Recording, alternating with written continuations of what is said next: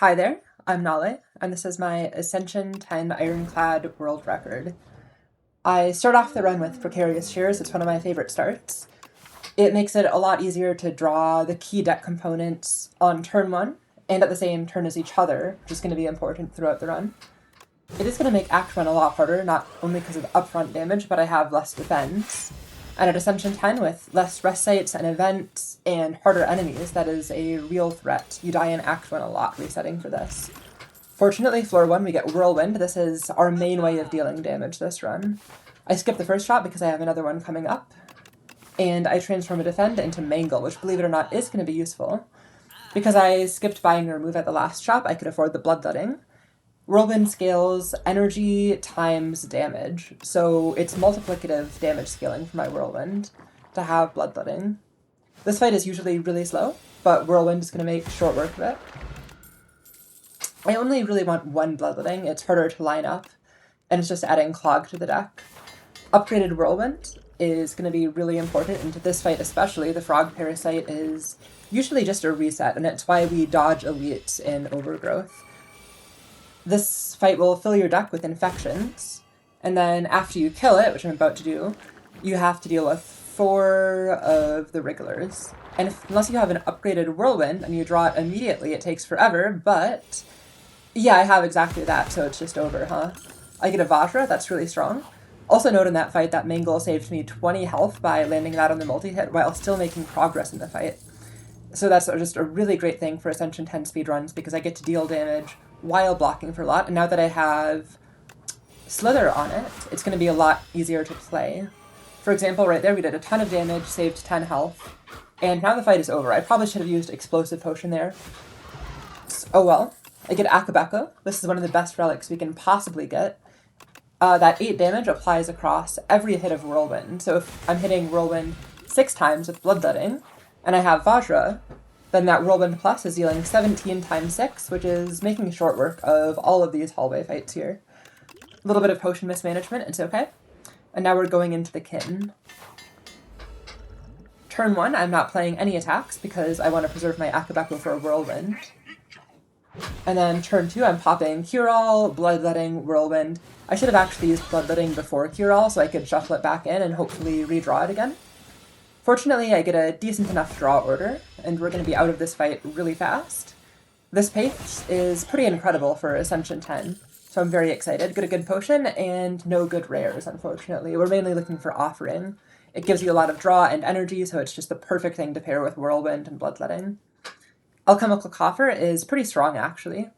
Ascension 10 offers a lot of unique challenges, the main one being having to fight 2 bosses at the end of the run. And they're harder bosses than usual as well. And because we have a speedrun build, we have no way of blocking them.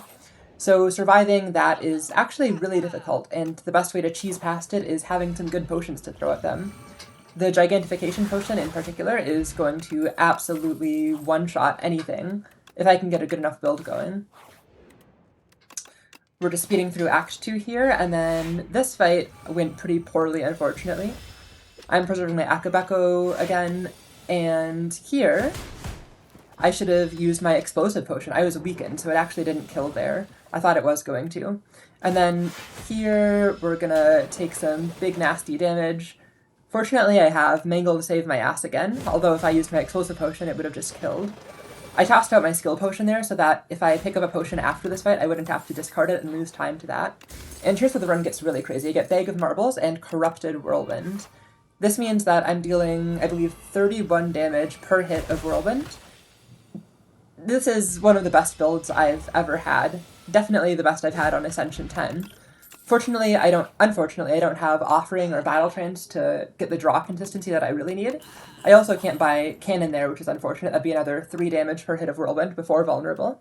Here I'm low on health, the pace is amazing, the build is ridiculous. I really don't want to die, so instead of taking 5 damage to get a colorless card that I could skip, I just pick one of 5 random cards. I get a pretty good outcome though. Expectivite is giving me energy. I wouldn't have taken it if I was given the choice, but it's better than most cards I could have gotten. Here we go, Bloodletting, hoping to draw into Whirlwind after that, which I do, and then we get Expectifite, and they're actually just dead immediately. 446, this is a really fast Act 2 as well. Still no offering going into Act 3. The Philosopher's Stone is going to give me an extra hit of Whirlwind every time I play it. That's quite a bit of damage. Checking out the optimal path, and now we send it, except I forgot to click on the Philosopher's Stone, so some time lost there as well.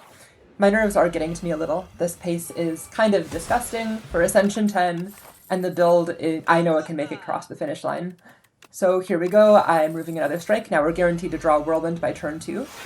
You'll see that I'm playing pretty slow. I'm very concerned with playing accurately more than quickly, because if I'm not going into these bosses on full health, I'm very likely to lose the run. And I really just want to make it across the finish line because I know it's going to be a world record if I do.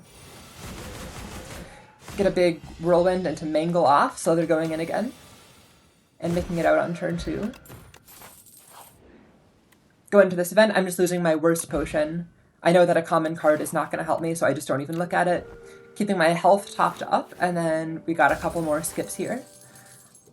After this, I just have one more elite, hopefully no combats and those question marks, so that could be the Axe Spots of Doom. You'll also know that there is no test subject here. Test subject has 3 phases and an intangible turn, so it takes much longer than the other 2 bosses. So that's very lucky. It's unlucky to have to roll so many times to remove a strike there, but it's okay. This is very unlucky as well. Doubt could completely sabotage the run if I draw it on the wrong turn.